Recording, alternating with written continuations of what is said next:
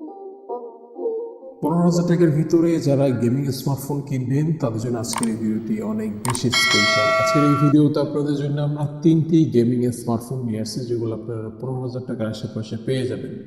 Right now এই বাজেটের ভিতরে এই 3টি ফোনই পারফরমেন্স অর্থাৎ গেমিং পারফরমেন্সের দিক থেকে কিন্তু সেরা, তাই চাইলে কিন্তু আপনারা এই 3টি ফোন অবশ্যই দেখতে পারেন। ফিনিক্সের একটি ফোন ইনফিনিক্স হট 30, এই ফোনটি বর্তমানে 15,000 টাকা প্রাইসে পাওয়া যাচ্ছে, একদম কাটাকাটি 15,000 টাকার প্রাইস। এই ফোনটি আপনি চাইলে কিন্তু এই প্রাইসের ভিতরে নিতে পারেন। কনফিগারেশন ভালো, তাছাড়া ইউজার রিভিউ কিন্তু আমরা এখনও পর্যন্ত মোটামুটি ভালো পেয়েছি। ইনফিনিক্সের এই ফোনটির স্পেসিফিকেশনের কথা বলতে গেলে এই ফোনটিতে আপনারা ফুল এইচডি প্লাস 90 হার্টজের একটি প্যানেল পেয়ে যাবেন, যেটার কোয়ালিটি মোটামুটি ভালো ছিল। এই ডিসপ্লের পিক ব্রাইটনেস হচ্ছে 600 নিটস, যার ফলে আপনারা আউটডোর ভিজিবিলিটি মোটামুটি ভালো পাবেন।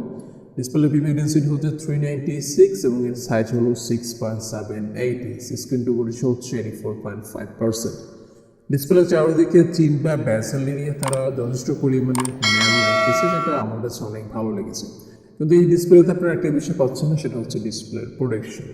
ক্যামেরা সেটআপের দিকে আসলে এই ফোনটির রিয়ার থাকছে দুটি ক্যামেরা, 50 মেগাপিক্সেল, যার প্রাইমারি ক্যামেরা হচ্ছে 4.6, অন্যটি হচ্ছে এআই লেন্স।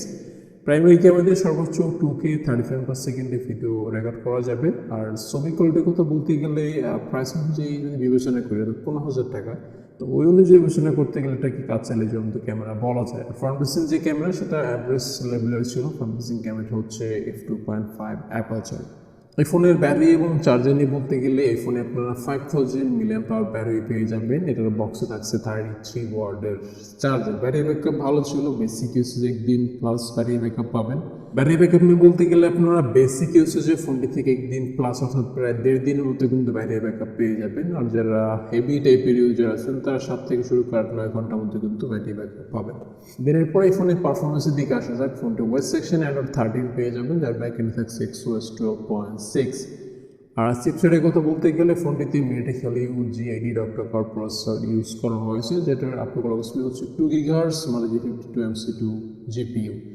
G80 প্রসেসরটি কিন্তু মোটামুটি কেপেবল প্রসেসর, সেক্ষেত্রে আপনারা ভালো গেমিং করতে পারবেন। তাছাড়া হেভি যে টাস্কগুলো আছে সেগুলো কিন্তু করতে হবে, তবে ভালো গেমিং মানে এই যে আপনি টপ নচ লেভেলের গেম পারফরমেন্স এখান থেকে পাবেন। তবে যে বাজেটে এই ফোনটি পাওয়া যাচ্ছে ওই হিসাব অনুযায়ী এটার পারফরমেন্স কিন্তু ভালো ছিল। কিবোর্ড সেকশনে এই ফোনে সাইড মাউন্টেড ফিঙ্গারপ্রিন্ট স্ক্যানার পেয়ে যাবেন, যার আনলকে করেছে তুলনামূলক ফাস্ট এবং অ্যাকুরেট। এছাড়া প্রয়োজনীয় সকল ধরনের সেন্সরস এবং প্রয়োজনীয় সকল ধরনের পোর্টস এবং বাটনসও এই ফোনটিতে আপনারা পাবেন। তো এবার এসে আমরা ফাইনাল ক্যালকুলেশনে যে আসলে ইনফিনিক্সের এই ফোনটি কারা কিনবেন। এই ফোনটি দিকে আমি মনে করি তারাই যাবেন যারা গেম পারফরমেন্সটা মোটামুটি ভালো যাচ্ছেন, তাছাড়া ওভারঅল বিল কোয়ালিটি পাশাপাশি বাকি যে কনফিগারেশন সেগুলো আপনার মোটামুটি লেভেলে যাচ্ছেন।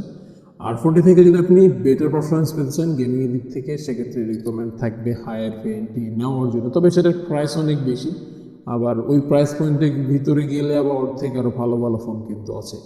পরবর্তী যে ফোনটির কথা আপনাদেরকে বলবো সেটা হলো রিয়েলমি নার্জো 50। অনেকদিন যাবত কিন্তু এই ফোনটিকে আমরা সিলেক্ট করতেছি, 15,000 টাকা রেঞ্জেও সিলেক্ট করি, 20,000 টাকা রেঞ্জেও কিন্তু এই ফোনটা আমরা সিলেক্ট করি। এর কারণ হলো এই ফোনটির দুর্দান্ত পারফরমেন্স, এখন পর্যন্ত এটার ইউজার রিভিউ ভালো। তাই আপনারা কিন্তু চাইলে গেমিংয়ের জন্য রিয়েলমি নার্জো 50 ফোনটি অনায়াসে চয়েস করতে পারেন। এই ফোনটিতে Helio G96 octa-core gaming processor পেয়ে যাবেন, যেটা যথেষ্ট কেপেবল প্রসেসর, পারফরমেন্সেরও সাস্টেইন লেভেলে, সেক্ষেত্রে পারফরমেন্স নিয়ে কিন্তু আপনাদের কোনো প্যারা খেতে হবে না।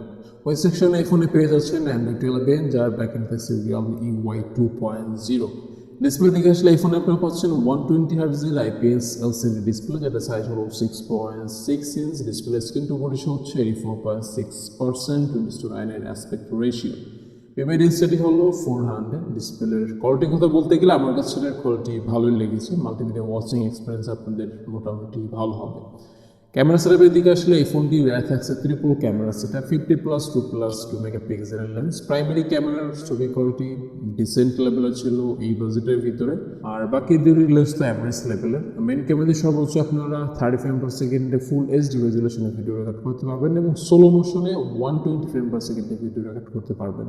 সেলফি ক্যামেরার কথা বলতে গেলে 16 মেগাপিক্সেলের 500 সেলফি ক্যামেরা ফোনটিতে ইউজ করা হয়েছে, যেটা অ্যাপারচার হচ্ছে f2.1।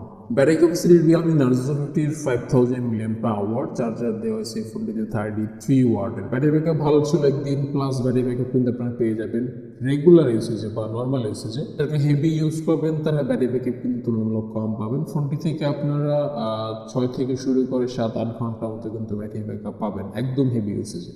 সিকিউরিটি সেকশনে এই ফোনের side mounted fingerprint scanner use করা হয়েছে, যেটা আনলকে করছি ঠিকঠাক ছিল। এছাড়া এই ফোনটিতে কিন্তু আপনারা প্রয়োজনীয় সকল ধরনের পোর্টস এবং বাটনসের পাশাপাশি সকল ধরনের সেন্সরসও পেয়ে যাবেন। তো এই ছিল রিয়েলমি নার্জো 50-র বিষয় আর কি। এবার আমরা প্রাইসের দিকে আসি। রিয়েলমি নার্জো 50-র 464GB যে ভ্যারিয়েন্ট, সেটা আনঅফিসিয়াল মার্কেটে বর্তমানে পাওয়া যাচ্ছে 16,000 টাকায়। অফিসিয়ালি ভাবে এই ভ্যারিয়েন্টের প্রাইস হলো 18,000 টাকা, 17,500 টাকা আমাদের জায়গায় সেল করে। তো আপনারা যারা ফোনটি আনঅফিসিয়ালভাবে কিনে যাচ্ছেন তারা চাইলে কিনতে পারেন, পারফরমেন্সটা মোটামুটি ভালো পাবেন। আর যদি অফিসিয়াল কোনো ফোন কিনতে চান তাহলে আমরা যে দুটি ফোনের কথা প্রথমে বলেছি সে দুটির ভিতরে যে কোনো একটি কিন্তু দেখতে পারেন। তো পরবর্তী যে ফোনটির কথা আপনাদেরকে বলবো সেটা হলো টেকনোর একটি ফোন, টেকনো স্মার্টফোন প্রো। এই ফোনটি বর্তমানে আপনারা পেয়ে যাবেন 15,690 টাকায়। অফিসিয়ালি ভাবে ফোনটি আপনারা পাচ্ছেন 4G প্লাস 128GB ভ্যারিয়েন্ট।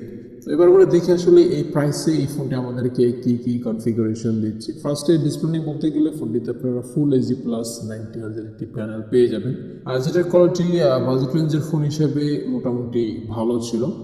আর ক্যামেরা সেটআপের কথা বলতে গেলে এই ফোনটি রেয়ার থাকছে দুটি ক্যামেরা, যার প্রাইমারি ক্যামেরাটি 50 মেগাপিক্সেলের এবং ওটি হচ্ছে এআই লেন্স, আর যে ফ্রন্ট ফেসিং ক্যামেরা সেটা 32 মেগাপিক্সেলের। এই ফোনটির ক্যামেরা পারফরমেন্স মোটামুটি ভালো ছিল। ব্যাটারি ক্যাপাসিটি 5000 mAh, চার্জার পেয়ে যাচ্ছেন বক্সে 18 ওয়াটের। আর এই ফোনে যে প্রসেসরটি থাকছে সেটা হলো মিনিটেক হেলিও G88 অক্টোকর প্রসেসর। এই প্রসেসরটি হচ্ছে 12 ন্যানোমিটার ফেব্রিকেশনের তৈরি, যার আপনার স্পিড হচ্ছে 2 GHz, RAM 4G plus 8GB, রম হলো 128GB।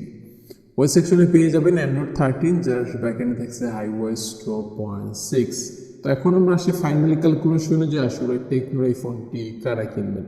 এই ফোনটি আমি মনে করি তারাই কিনতে পারেন যারা মেনলি ডিজাইনকে বেশি ফোকাস দেবেন, পাশাপাশি আপনার কনফিগারেশনটাও ভালো চাচ্ছেন। সেক্ষেত্রে কিন্তু আপনি চাইলে টেকনোর এই ফোনটির দিকে যেতে পারেন। ফোনটি থেকে আপনারা মোটামুটি ভালো গেমিং পারফরমেন্স পাবেন। এই ফোনটি দিয়ে আপনারা game mid to high settings কিন্তু প্লে করতে পারবেন। তাছাড়া যারা হেভি টাচ করতে যাচ্ছেন, মোটামুটি লেভেলের হেভি টাচ, তারা সেগুলো কিন্তু করতে পারবেন। আর ওটা বিষয়ে আপনাদেরকে বলি, সেটা হচ্ছে এই ফোনটি যেহেতু 4GB র্যাম থাকছে, সেক্ষেত্রে পারফরমেন্স আপনারা কিছুটা দুর্বলতা পাবেন। তবে 8GB র্যাম ভেরিয়েন্ট যদি আপনি নেন সেক্ষেত্রে পারফরমেন্সটা ভালো পাবেন। আশা করি এই বিষয়টা আপনারা অবশ্যই মাথায় রাখবেন।